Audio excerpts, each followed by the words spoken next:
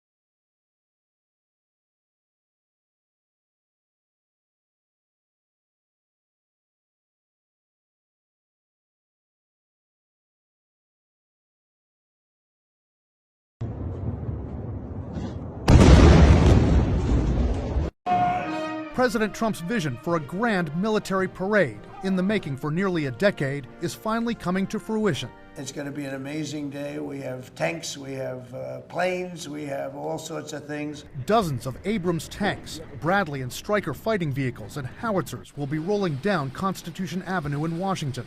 About 7 million pounds of hardware. Nearly 7,000 soldiers will march. There will be flyovers, horses, and the Army's Golden Knights parachute team will descend and hand the president an American flag. The largest display of military firepower in the nation's capital, at least since 1991, when a parade of troops and weaponry marked the American victory in the First Gulf War. A generation later, but it comes at a time when the president has shown a deep desire to have a military parade. CNN reports the president's team asked the Pentagon in late 2016 about using military vehicles for his first inaugural parade, but the idea never took hold. Then, a visit to Paris for Bastille Day in 2017.